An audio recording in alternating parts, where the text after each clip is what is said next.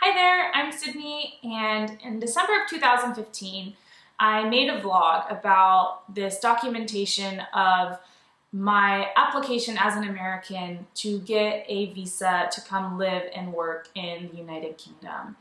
And I wanted to document this experience because there hadn't been much information that I had found useful or relevant really online, and I wanted to create a resource for other people kind of going through this same thing.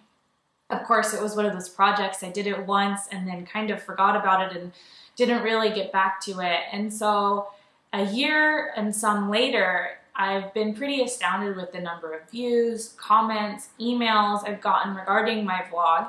And I really wanted to just give an update as to how we got into the UK, kind of what we're up to now, to try to answer any of those questions out there. So just to start, I'll kind of pick up where I left off. If you want to watch the original video, I'll put a link in the video as well as the show notes. But essentially, we had decided to apply for myself a Tier 4 dependent visa. And this is essentially the Tier 4 visa is a school visa for Dalton coming over to study physical therapy, a master's program. And this was just a dependent for me to his visa. With this visa, I can work full time. I can leave and enter the country really as many times as I want, and it essentially expires when Dalton's visa expires. And so from that original kind of vlog I made and that application we made, I actually got denied, which was really painful. And probably one of the main reasons I didn't make another one was just kind of going through that period of trying to figure out what the heck I was going to do. And my first biggest advice I can really give to you about applying for a visa with the UK, and I'm sure it's the same everywhere, is that it's very black and white. They give you a checklist of things that you need to complete to get this visa, and if you can 100% check those things off the list, they're not going to give you the visa. And it's harsh. You think your story's different, or you think that, you know, since you're not a high-risk citizen coming in or from a high-risk country coming in, that maybe it'll just go through, and it's not the case. If you don't meet the checklist requirements, you aren't going to get the visa. With this Tier 4 dependent visa, there's essentially two ways to get it. You have to be married, or you have to prove you've been in a relationship akin to marriage for 2 years.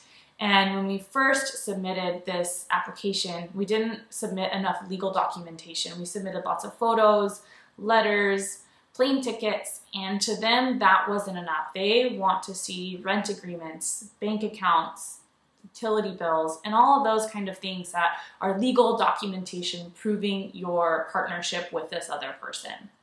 And so when we submitted more legal documentation, and with that got approved, which was really great. But that's my biggest advice, is go read exactly what they're asking for. And if you can 100% fulfill that, don't waste your money by putting in an application. The second thing I really would recommend is using the website Expat Forums for your questions, looking for advice, and getting information from reliable sources. When I was going through this process, it was really hard. I was really nervous and scared. And through the forum, I found other people asking similar questions.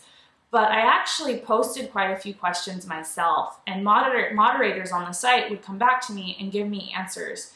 And they were very factual, they were very straightforward and very helpful. Especially there's a moderator on there called Japa, and he would get back to me sometimes within literally 30 minutes, giving me a very detailed answer as to what I could expect from this hypothetical situation.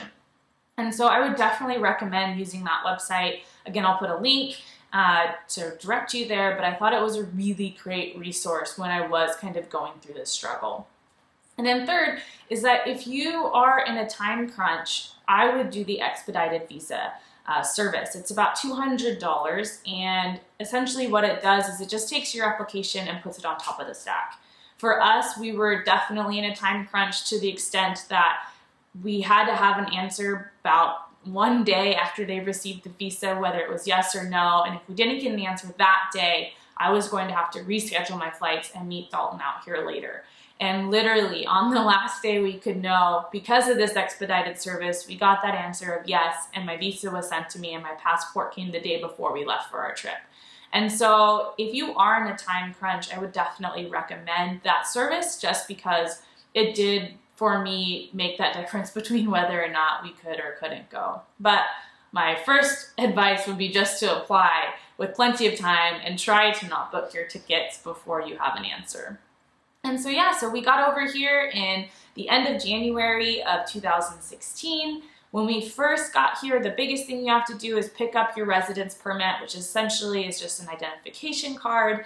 And then we went through the process of opening bank accounts, finding our apartment, and eventually for myself getting a job, which first required getting my national insurance number. And so there was definitely quite a few chores or tasks you have to do. And I actually wrote an entire blog post about this, just the kind of things you need to do right when you get to the UK if you're moving here. I'll again put a link in here for it to direct you to that if you have made it over to the UK, which congratulations.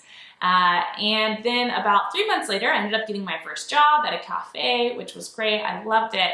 And 6 months after we got here, I ended up getting a job with Brewdog, a craft brewery over here, a really great company. They actually just started puppy leave, so you get a week off paid if you get a puppy.